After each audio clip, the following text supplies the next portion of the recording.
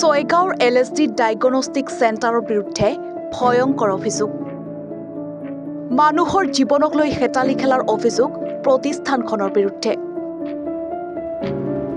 অভিযোগ অনুসৰি ছয়গাঁৱৰ ১ নং বালাসিদ্ধিৰ নগেন দাস নামৰ ব্যক্তিজনে এই LSD ডায়েগনষ্টিক চেণ্টাৰতে যোৱা ২৮ মাৰ্চত আল্ট্ৰাছাউণ্ড কৰে আৰু এপেণ্ডিক্সৰ সমস্যা থকা বুলি চিকিৎসকে ৰোগীক জানিবলৈ দিয়ে। আৰু এই প্ৰতিষ্ঠানটোৰে বিজয়নগৰস্থিত চিকিৎসালয়ত অপাৰেশ্যন কৰিবলৈ পৰামৰ্শ দিয়ে।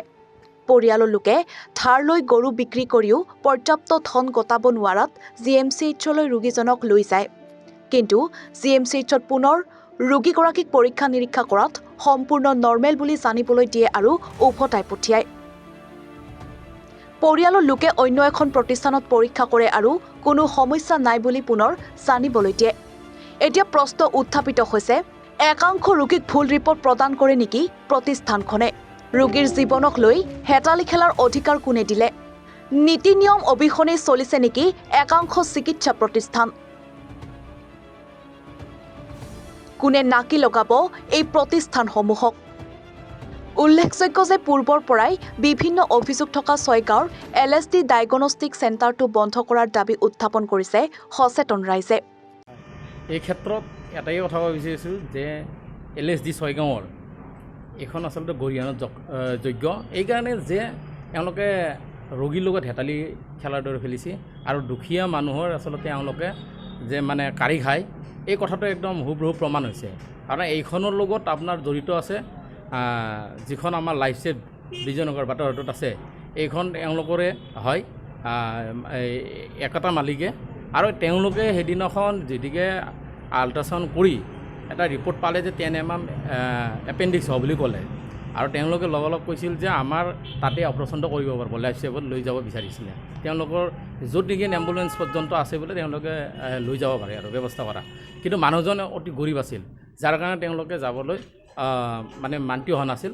তাৰে কিছুদিন পিছত তেওঁলোকে মোৰ ওচৰত আহিছিল। আহোঁতে মই ক'লোঁ যে এইটো এনেকৈ তাত নালাগে, এপেণ্ডিক্স যিদিকে হৈছে আমি ভাঙাঘৰত হেৰি কৰা GMCত তাতে আমি যোগাযোগ কৰি হেৰি কৰোঁ। সেইমতে আমি ভাঙাঘৰত মই এনেকৈ পঠাই দিলোঁ। যি তেওঁলোকে 3 দিনমান গৈ তাত গোটেইখিনি চালে, ব্লাড টেষ্ট কৰিলে যোৱাকালি, কৰি অতীত সোমাইছে এওঁক অতীত সোমাওঁতে অতিৰ পৰা ওলাই দিছে যে পেচেণ্টজন আচলতে একো নাই, এপেণ্ডিক্স নাই। এইটো এনেকুৱা ইমান ডাঙৰ এটা ঘটনা, য'ত গৰু ছাগলী বিক্ৰী কৰি তেওঁলোকৰ পইচা সামৰ্থ্য নোহোৱাৰ কাৰণে যে ঘৰৰ যি বস্তু আছে গোটেইখিনি বিক্ৰী কৰি তেওঁলোকে GMCলৈ যাব লগা বাধ্য হৈছিল। আৰু তাত আপোনালোকে বৰ্তমান গম পাইছে যে গুৱাহাটী মেডিকেল কলেজতো ব্লাডৰ যিবিলাক টেষ্ট বা যিকোনো পৰীক্ষাত অলপ চলপ পইচা নহয়, আজিকালি সাংঘাতিকভাৱে পইচাৰ পৰিমাণটো বাঢ়ি গৈছে। আৰু 2 নম্বৰ কথা হৈছে কি যে এই ক্ষেত্ৰত মই এটাই ক'ব বিচাৰিছোঁ প্ৰশাসনক, যে আমাৰ যি মেডিকেল প্ৰশাসন আছে তেওঁলোকে আহি এই চেণ্টাৰটো এবাৰ ভিজিট কৰিব লাগে, এওঁলোকৰ মেচিনসমূহ চাব লাগে। কাৰণ এওঁলোকৰ মতে যে ভাঙাঘৰৰ মেচিনে মানে ডুপ্লিকেট, কাম নাই। তাত হাজাৰ হাজাৰ লোকে যিহেতুকে চাই থাকে GMCত, গতিকে GMCৰ দৰে এটা ডাঙৰ এনেকুৱা এটা অনুষ্ঠানক তেওঁলোকে এই LSDৰ দৰে এটা সৰু এটা অনুষ্ঠানে যেতিয়া তাৰে মেচিনে ভুৱা বুলি ক'ব বিচাৰে, এইটোক আচলতে আমি গ্ৰহণযোগ্য মানে একেবাৰে এওঁলোকক মানে ক'বলৈ ভাষা নাই আৰু এওঁলোকক বেয়াকৈ যে আমি তাৰপিছত আৰু এটা আমি প্ৰমাণ কৰি চালোঁ যে ইয়াতে আৰু বেলেগত কৰি চাব দিছিলে এওঁলোকে পৰীক্ষাটো। আৰু আল্ট্ৰাছাউণ্ড এটা আমি আজি ৰাতিপুৱা আয়ুষ্কল্প বুলি ছয়গাঁৱত তাত কৰিলোঁ। তাত একেটা ৰিপৰ্টে GMC আৰু আয়ুষ্কল্পৰ এটা ৰিপৰ্টে ওলাইছে, কোনো ধৰণৰ মানে এপেণ্ডিক্সৰ হেৰি নাই। তাত খালি কিন্তু তেওঁলোকৰ আছে এটা মানুহজনে এটা চিজ এটা থকা বুলি কৈছে এটা কেইদিনৰ ওচৰত, সেইটোৰ লগত কোনো মতলব নাই। আৰু এইটো কৈছে যে এটা টেবলেট খালি ভাল হ'ব বুলি কৈছে এবিধ ঔষধ খালে। কিন্তু ইমান ডাঙৰ গুৰুতৰ অপৰাধ কৰাৰ পিছতো আজি এওঁলোকৰ ইয়াত মালিক নাই, স্বত্বাধিকাৰী নাই, কোনো নাই বুলি কৈ আছে, যে চলাইছে কোনে তেতিয়াহ'লে? এখন চলাই আছে কোনে? আমি আজি সুধিব অহাত তেওঁলোকে যে কোনো ধৰণৰ গুৰুত্ব নাপালোঁ। গতিকে অহাকালি আমি যাতে জনসাধাৰণে ইয়াৰ পৰা দূৰত থাকে আৰু এইখন এনেকুৱা অনুষ্ঠানৰ পৰা যাতে আঁতৰত থাকে, তাৰ কাৰণে আমি জনসাধাৰণক জনাব বিচাৰিম। আৰু আমি একজন সচেতন ব্যক্তি হিচাপে ক'ব বিচাৰিছোঁ যে এনেকুৱা অনুষ্ঠান আমাৰ ছয়গাঁও অঞ্চলত হ'ব নালাগে। দুখীয়াক মাৰি তেওঁলোকে নিজৰ পকেট ভৰাৰ কাৰণে এইবিলাক ব্যৱসায় কৰা বন্ধ কৰিব লাগে, কালা ব্যৱসায় বন্ধ কৰিব লাগে। আৰু এই ক্ষেত্ৰত দৃষ্টিগোচৰ হ'ব লাগে চৰকাৰৰ মুখ্যমন্ত্ৰীলৈ আহ্বান যে এই ক্ষেত্ৰত এইটো যাতে হস্তক্ষেপ কৰে এই অনুষ্ঠানটোক, আৰু পুংখানুপুংখানুভাৱে যাতে মেচিনসমূহ আৰু এওঁলোকৰ অনুষ্ঠানটি যি লেবৰেটৰী টেকনিকেল আছে গোটেইখিনি পৰীক্ষা যাতে এটা তদন্ত হয় তাৰ বাবে দাবী জনাইছে। 3 তাৰিখে 28 তাৰিখে মানে যোৱা 28 তাৰিখে মোৰ খুৰা হয় এখেতৰ সাধাৰণ পেটৰ বিষ হোৱাৰ কাৰণে আমি ইয়াতে পৰীক্ষা কৰিবলৈ আনিলোঁ, মানে এপেণ্ডিক্সৰ কাৰণে পৰীক্ষা কৰিবলৈ আনিলোঁ। আনহাতে এখেতসকলে আমাক ৰিপৰ্টটো দিলে ইয়াতে এই 10 mm মানে এপেণ্ডিক্স ওলা বুলি ক'লে। এইটো পেটৰ মানে পেটৰ বিষৰ কাৰণে হয়।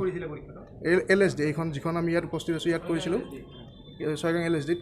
কিন্তু তেখেতসকলে যেতিয়া ক'লে এপেণ্ডিক্স হয়, আমি হতাশ হৈ আমি মেডিকেল যোৱাৰ কাৰণে প্ৰস্তুত হ'লোঁ। মেডিকেল মানে ধৰ বিভিন্ন মেডিকেলত যোৱাতকৈ আমি যিহেতু আৰ্থিকভাৱে দুৰ্বল, আমি গুৱাহাটী মেডিকেল কলেজত গ'লোঁ, ভাঙাঘৰত গ'লোঁ, মানে ভাঙাঘৰত যাওঁতে মানে গোটেইখিনি কাম কাগজ পাতি কৰি মানে 3 দিন 4 দিন এই ছয়গাঁৱৰ পৰা অহা যোৱা কৰিলোঁ গাড়ীলে। কাগজ পাতি কৰা হোৱাৰ পিছত যেতিয়া লাষ্ট ষ্টেজত মানে অপাৰেশ্যন থিয়েটাৰত সোমাব বিচাৰে, তেতিয়া এবাৰ এইখন যিখন আমি ইয়াতে কৰি লৈছিলোঁ LSDত এই আল্ট্ৰাচাউণ্ডটো, এইটো ৰিপৰ্ট মানে আৰু এটা তেখেতসকলে যিহেতু মানে সেইখন ডাঙৰ মেডিকেল তাত এবাৰ আৰু আল্ট্ৰাচাউণ্ডটো কৰোঁতে অলপো মানে ইয়াতে এপেণ্ডিক্সৰ কোনো হেৰি নাই, মানে 0 mm কোনো ইয়াতে MM নাই। এই তাৰপিছত আমি এইটো ৰিপৰ্ট লৈ এখেতসকলৰ ওচৰত আহিলোঁ যোৱাকালি। অহাৰ পিছত তেখেতসকলে ক'লে আমি হয়তো ক'ব নোৱাৰিম, ইয়াতে যিখন LSDৰ doctor senior doctor Arnab Kalita MD হয়, তেখেতে কৰিছে। আৰু এখেতসকলে কোৱা মতে এই ভাঙাঘৰত যিহেতু শিকি থকা ষ্টুডেণ্টে কৰে, তেওঁ হয়তো জুনিয়ৰ হ'ব পাৰে, তাৰ কাৰণে তেখেতসকলে বেলেগত কৰাৰ কথা ক'লে। আজি আমি সেই মৰ্মে আৰু এখন বেলেগ হস্পিটেলত আয়ুষ্কল্প হস্পিটেলত আমি আজি আল্ট্ৰাচাউণ্ডটো কৰিলোঁ। কিন্তু আল্ট্ৰাচাউণ্ডত GMC ৰিপৰ্ট যিটো ভাঙাঘৰৰ ৰিপৰ্ট আৰু ইয়াৰ ৰিপৰ্টটো ছেম একে ওলাল। ছয়গাঁৱৰ পৰা ধ্ৰুৱজ্যোতি দাসৰ ৰিপৰ্ট, এনিফাৰত 24।